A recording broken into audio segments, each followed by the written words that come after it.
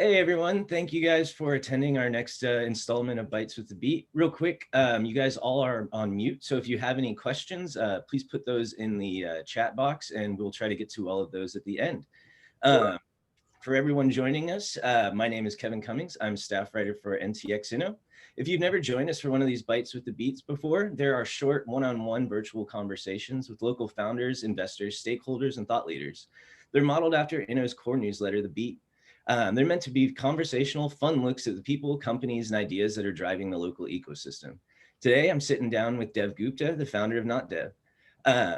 If anyone is unfamiliar with us and what we do, Inno is a part of a growing network of sites. We're currently in 15 markets, with Houston being the newest. And next week, we've got Buffalo coming up, which will bring us to 16. We're committed to covering and connecting the local technology, startups, growth, and innovation. NTX Inno has been covering the DFW scene since August 2019 through our daily email newsletter, stories, quarterly events, which are still virtual right now, directories, data, and more. NTX Inno is building a portal for the region's startup and tech communities. Check us out at ntxinno.com to see what we're all about and sign up for The Beat. It's really the best way to stay plugged in to everything that's impacting the local innovation economy. In it, you'll get the local tech and startup news you need, analysis you won't find anywhere else, info on upcoming events, and cool job openings. So without further ado, let me introduce Dev. Actually, I'll have you introduce yourself and tell everyone a little bit about Not Dev. Yeah, hey, thanks for having me. It's good. It's great to meet everyone. Yeah, my name is Dev. My company is called Not Dev. How appropriate. Yeah, it's very appropriate. So it's a good segue into what we do. So we're a design studio. We focus primarily on product design, and we do a little bit of brands, but we definitely do not do any development, hence the name. Actually, the name comes out of kind of like a funny story of like being on an email thread and having a PM be like, doing a recap of the day or the meeting and saying, assigning responsibilities. And then when they're talking to the development team, they always have to put them in all caps, and it's like Dev all caps, and then me, Dev in lowercase. So anyways, that's the smallest side of how I got to the name. But I'm always curious about how people end up landing on a name. So yeah. And it's just my sense of humor. I enjoy antagonizing people a little bit. So Not Dev, it sort of really fit with me and kind of what we're about.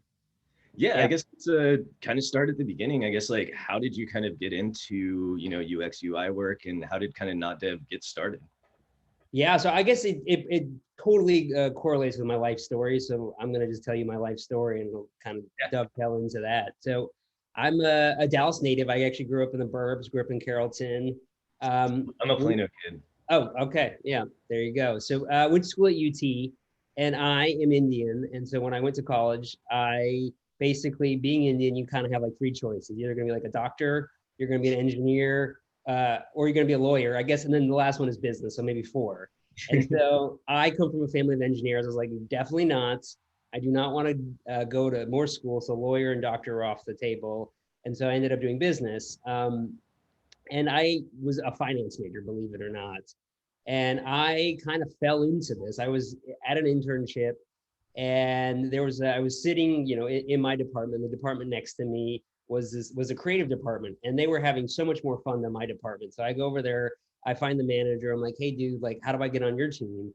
And he's like, oh, I'm a creative director. I run the creative side. Like, what do you do? What do you know? And it basically turned out, he's like, do you know Flash? And I was like, yeah, I know Flash. I can help you out. Did not know anything about Flash. Went home that day, bought a Flash for Dummies book, and started to teach myself Flash and ActionScript. This was like, when the web was coming online and Flash was a big thing. And that was kind of my intro to like digital design, to technology, to like where sort of these worlds meet. And, from there, I ended up working in advertising. So right after school, I graduated, moved to New York. And again, this was like the coming of age of the internet and advertising. So everything was sort of, merging in that area. And that's kind of, professionally where I kind of cut my teeth. I was in New York for a bit. Then I actually came back to Dallas, and I was a college professor, funny enough, at SMU, and I ran a creative advertising program there. And I did a lot of freelance consulting, stuff like that, across, product and brands. Then about 6 years ago, I chased a girl out to San Francisco, was running design at a startup, and I left there 5 years ago and decided to go back on my own, and primarily worked on the product side.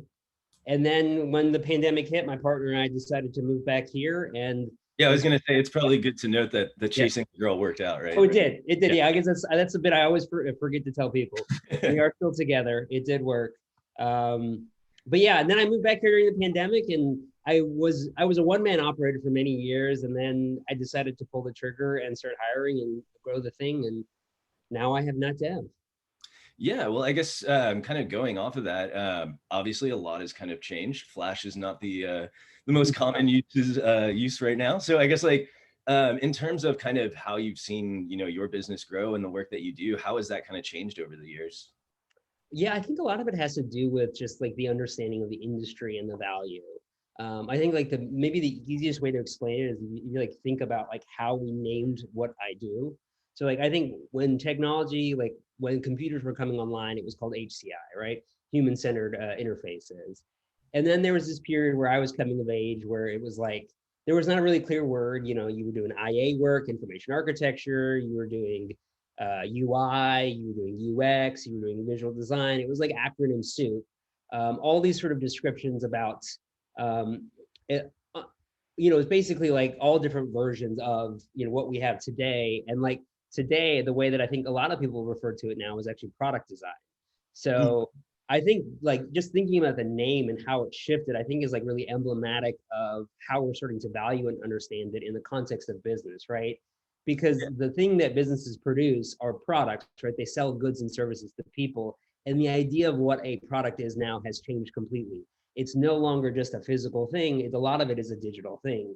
So I think that to me is the sort of the macro trend that has affected what we do is how businesses are thinking about what they're selling, and they're selling software now.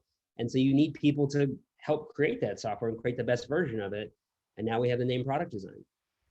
Yeah, I mean, kind of, you know, going off of that as well, obviously the pandemic has, you know, changed the way that people and businesses are kind of interacting. So I guess like, how has that affected, you know, the way that customers and brands are kind of interacting with each other? And how does that kind of, where do you kind of fit in and all that?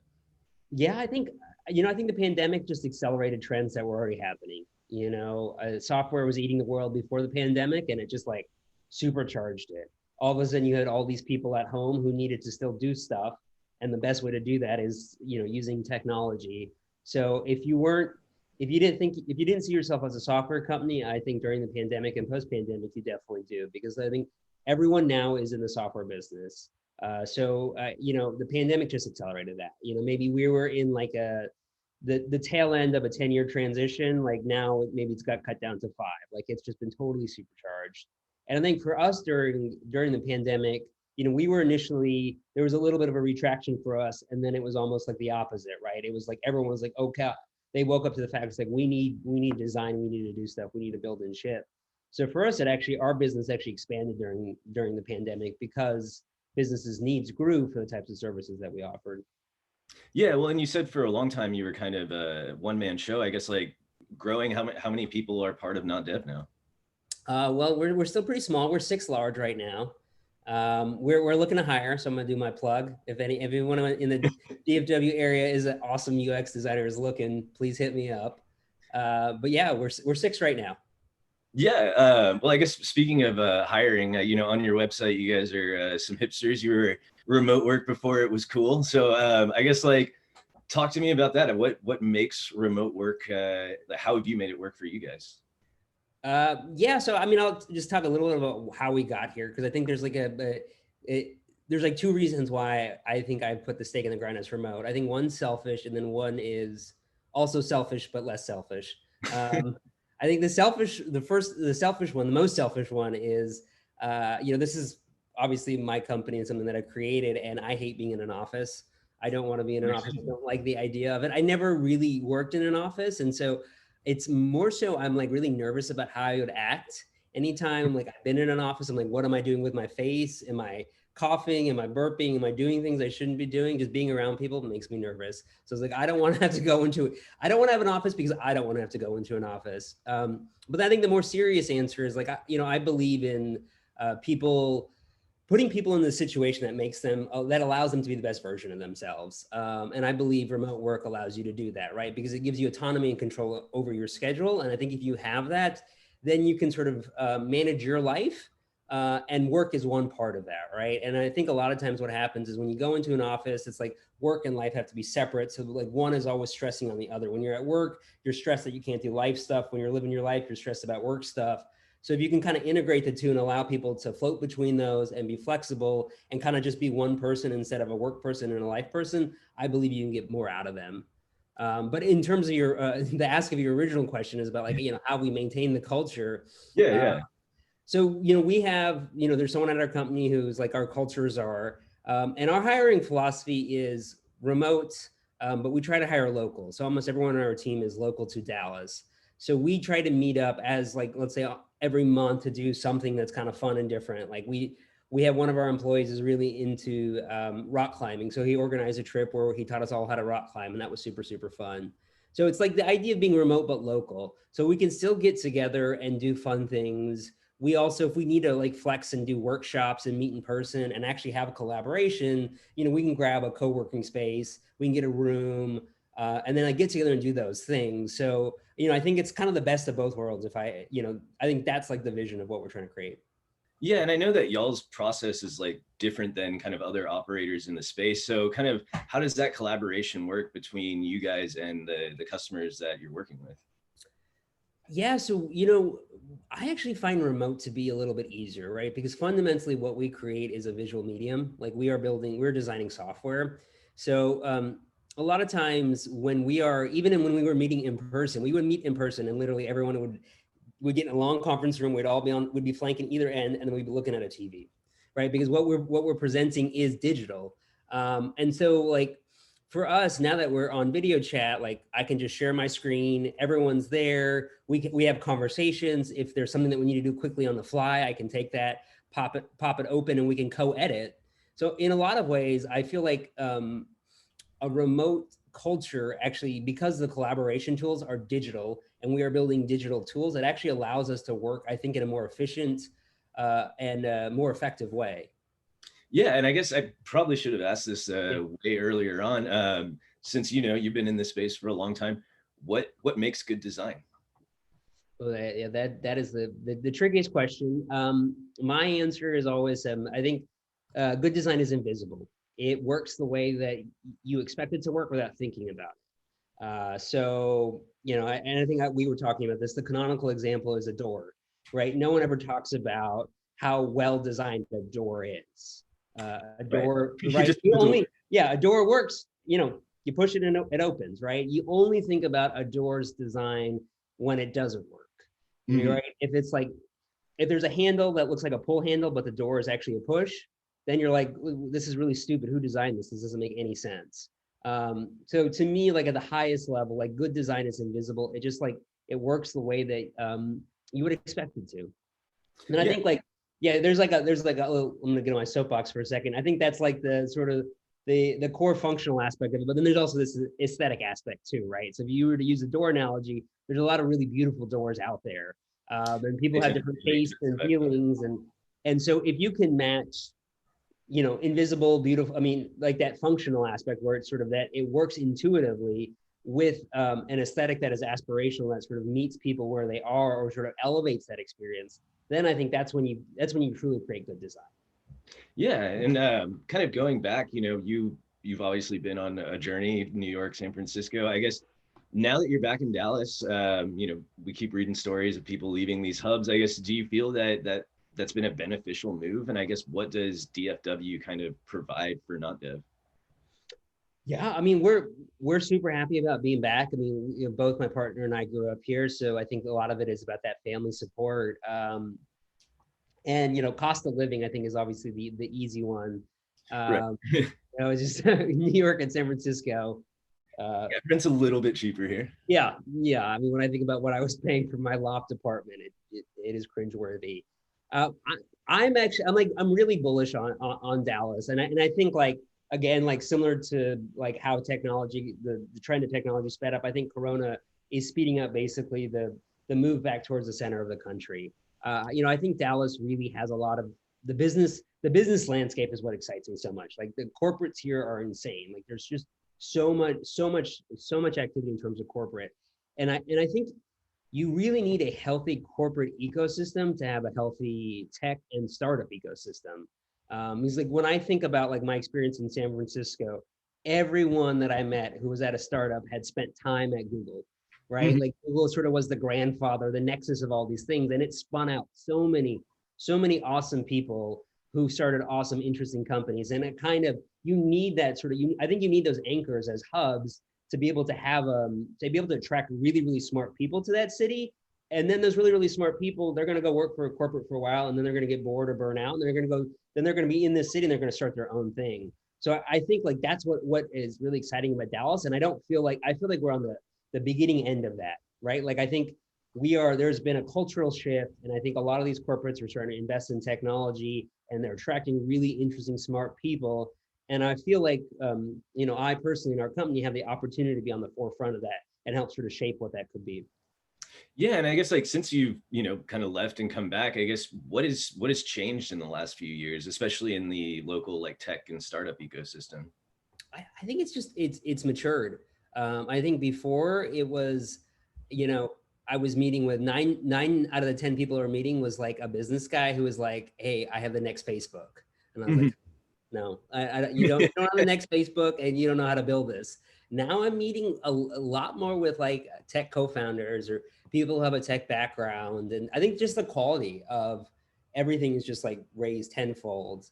Um, yeah, so Mhm. it's super exciting. I just think like the startup community is bigger, it's stronger, it's way more diverse. You have way more interesting ideas. There's the trend, it just seems to be trending in like a really fantastic direction. Yeah, I mean, you're kind of part of that ecosystem, and you also do a little bit of angel investing on the side. So I guess kind of, you know, obviously you have like Silicon Valley, DC kind of has, there's different hubs that kind of specialize in different things. How would you characterize the DFW scene?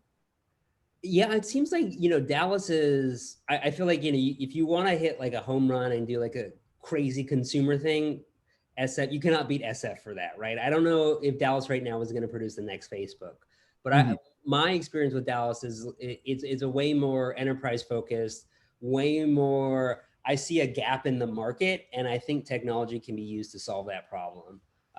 So a lot of it seems to be a little bit less sexy, but it seems to be way more revenue focused, way less about eyeballs, way less about engagement, way more about like there's a problem and I think we can solve it. Yeah, like kind of practical, make fitting into that product market fit. Yeah. It's like it's like old like business, like very like classic business. There's a problem. I have a solution. I can make money on that solution. I mean, Dallas has been known as Business City. It fits. And so I guess kind of going along with that, when you're looking at companies to invest in, I guess what do you look for? Yeah, I mean it's really three things. They sound so easy, but I've just like been in so many meetings where it's very clear that people don't meet the three. I think the first is just like a really clear articulation of the problem that you're solving. The number one thing that happens when I meet with, young startups is they're like start with, okay, here's what we're trying to solve, and then it's like five other versions of it, and then we could solve this, we could solve this, we could solve that, we could do this. And so it's like if you have a clear thesis, you have a clear problem, right? I think focus is so important to a startup because you could go a million different ways, but you don't have the resources to go a million different ways. So when you're young, you really, really have to be clear and focused and deliberate about how you spend your time and your resources. So I think number one is like a clear problem statement. Mm. Number two, I think this is a little bit of a trickier one, but technology is the answer. Because I've met with a few startups where they're pitching me the problem, like, I don't know if technology is the solution, or the problem can be solved using existing technology, or it has to be like a really clear, like, I get why you are using you need to create a new technology to solve this problem. um, Right. yeah, and I think the last one is the team. I think that's probably the biggest one, to be honest, is the team that can execute. It's not just like the vision is important, all the other things that are important, but I'm really keenly aware of making sure that you have the right team that can execute on it, the right technical co-founder, the right engineering director. Like you have internal, in terms of your team, the ability to execute on this. And I think, like, I'll just make like one distinction that I'd see a lot of in Dallas is a lot of times people will outsource the tech component, Mhm. which is always a red flag for me, because my experience with startups is you're going to pivot 10 times. and it's really, really hard to pivot if your technology is being outsourced. So I think for me, it's really, really important to be able to make sure that like at least a part of the technology is being built in-house, because I know that you're going to need to be able to change rapidly and pivot. Yeah, and like you were talking about with like, you know, looking at the founder and the team, is it more about that expertise, or I guess like how much, you know, like I just watched that Disney documentary with all the pitch competitions, and so like, you know, how much does that like kind of passion and drive factor in, or is it really more about that kind of practical expertise behind it? You know, I'm a little bit jaded. I mean, I think you got to be crazy. I think if you want to start your own thing, you got to be a little bit crazy. I mean, it's an emotionally abusive, not roller coaster ride. So I think like that you definitely have to have that. I guess I've just been inside so many different startups where the vision versus the reality are so different. So I tend to, at least me personally, I tend to weight more heavily the practical side of it, the ability to execute as opposed to the vision. I don't need you to paint me a picture of what it could be in 10 years. I can feel that. I know if you succeed in the next 5 years and you do these things, I get that it could be this $20 billion thing, but like doing those 5 things is really, really, really, really hard. And there's a reason why someone hasn't done it yet. So I don't need you to paint me the vision of what it could be. So yeah, for me, I guess to answer your original question, the practicality is way more important to me. Yeah, and I mean, I guess you've worked in alongside like a bunch of startups. I guess like what other kind of experiences or, you know, things you've seen other companies do well? I guess like basically just what have you seen other companies do that you've kind of taken into, you know, both your business and kind of your investment philosophy? Uh, I think authenticity is really the word that comes to my mind. Because I think if there are plenty, I think it's like there are plenty of startups that I've seen where, you know, they started and they had a great passion and they were really authentic about what they were doing, and they grew too fast, and then they started making decisions about money or ego or other things, and that sort of led to the downfall. So I think if you can figure out how to be authentic, then that as like a guiding force is going to sort of set you up in whatever you're doing. And like if that's sort of your touchstones in terms of how you make decisions, how you decide to expand or grow or contract, or how to hire, what to hire, who to hire, what to build next. I feel like having a really clear sense of who you are and like why you do this and why you're doing that, I think is the number most important thing when it comes to, you know, trying to start a business. Yeah, and a little while ago we talked about like kind of what Dallas kind of does well, but I guess overall, you know, where do you kind of see needs for improvement in the ecosystem? You know, I still think it's on the tech side. You know, I think I would love to see more technical co-founders or technical founders.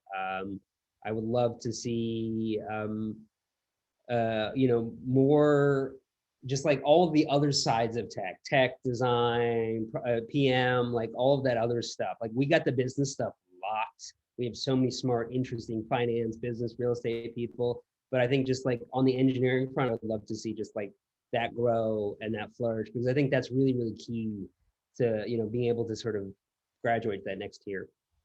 Yeah, and I guess speaking of growth, you know, what's on the horizon for Not Dev?